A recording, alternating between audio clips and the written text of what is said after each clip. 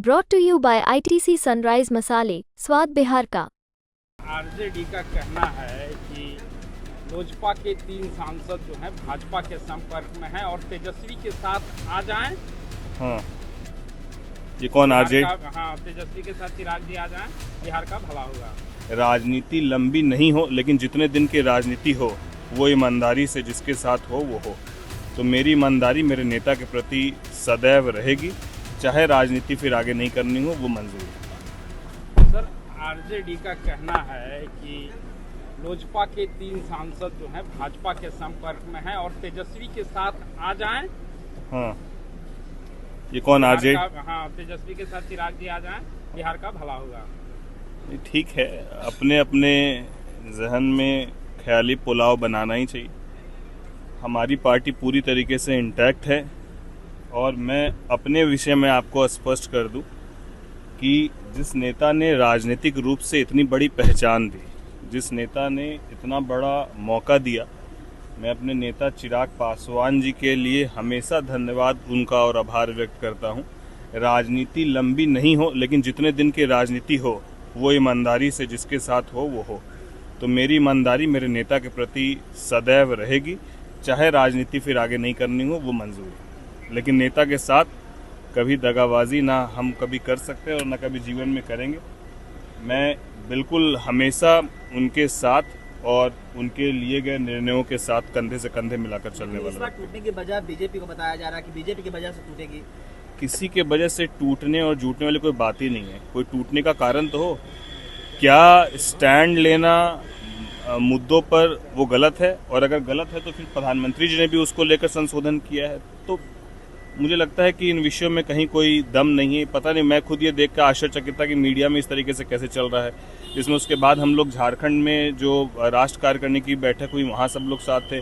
अभी भी मैं दिल्ली से आया हूँ तो माननीय नेता से मिलते हुए आया हूँ, सभी विषयों पर बात हुई। तो कहीं कोई ऐसा विषय पार्टी के अंदर कोई टूट, ये बाकी जो भी विषय हैं ये सिर्फ हवाई बात है। पशुपति कुमार पारस के जिस तरह से नजदीकियां बढ़ी है बीजेपी से, कहीं यही सी का आकांक्षा लगाई जा रही है? नहीं, अब देखिए, अब उनका क्या है, वो उनके पार्टी का स्टैंड है। हमारे पार्टी का स्टैंड बिल्कुल क्लियर है, जो आपको दिख रहा है, जो हमारे नेता का बयान है वही हम लोग का स्टेटमेंट है। ममता बनर्जी का कहना है कि जिस तरीके से बंगाल में घटना हुई, इस पर उन्होंने चुप्पी साध लिया। तमाम लोग सवाल खड़े कर रहे थे और कह रहे हैं कि अगर बंगाल जलेगा तो बिहार यूपी। कौन कह रहा है बिहार जलेगा? ममता बनर्जी कह रहे हैं कि बंगाल अगर जलेगा तो देश जलेगा। नहीं, ये अब इस भाषा से आप समझिए ना कि अगर प्रदेश की मुखिया की ये भाषा और ये शैली रहे जवाब देने की, जबकि उनके स्टेट में लॉ एंड ऑर्डर पूरी तरीके से ध्वस्त हो रखा है, ना तो घर की बहू बेटी सुरक्षित है। इतना बड़ा डॉक्टर के साथ जो घटना घटी, उसके बाद वो खुद सड़क पर निकलती हैं, जबकि पूरा लॉ एंड ऑर्डर उनके हाथ में है। वो खुद वहाँ की मुखिया हैं और वो खुद जो है पैदल मार्च कर रही हैं और अभी कह रही हैं कि झारखंड बंगाल जलेगा तो बिहार जलेगा। ये भाषा है क्या उनकी? पहले बंगाल तो संभाल ले। जीतन राम मांझी आपके नेता को टारगेट कर रहे हैं, चिराग पासवान को, और लगातार उनको लेकर बयान दे रहे हैं। कह रहे हैं कि हम लोग आरक्षण की बात कर रहे हैं, चिराग पासवान मंत्री हो गए, कई तरीके का बात निकल कर सामने। नहीं, मुझे लगता है कि हम लोग मांझी जी को बतौर गार्जियन और अभिभावक मानते हैं, और पता नहीं, मैं ऐसा सुना नहीं हूँ कि जो शब्द और शैली आप बोल रहे हैं कि उन्होंने कहीं कही है। और अगर कहीं भी उन्होंने कहीं है तो मुझे लगता है कि वो अभिभावक हैं, इन चीज़ों पर उनको मंथन करना चाहिए और चीज़ों को समझते हुए ही आगे के विषय को रखना चाहिए। कोटे के अंदर कोटे की जो बात की गई है आरक्षण को लेकर, उसको आपकी पार्टी कैसे देखती? नहीं, हमारी पार्टी का स्टैंड, हमारे नेता ने पूरी स्पष्टता से कहा कि ये क्रीमी लेयर वाला जो विषय है वो हमारे नेता ने उसको लेकर पूरी टिप्पणी कर दी है। उन्होंने कह दिया कि ये छुआछूत वाली बात है। तो यहाँ पर क्रीमी लेयर वाला कोई विषय ही नहीं रह जाता है।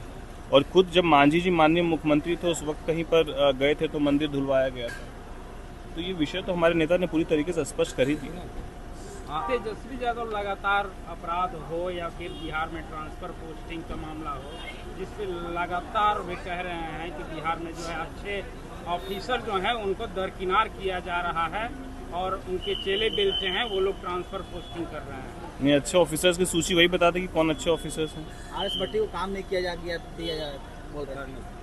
अब डीजीपी जो खुद पुलिस मुख्यालय के सर्वा हैं बिहार के, उनको कोई काम करने से कैसे रोक सकता है?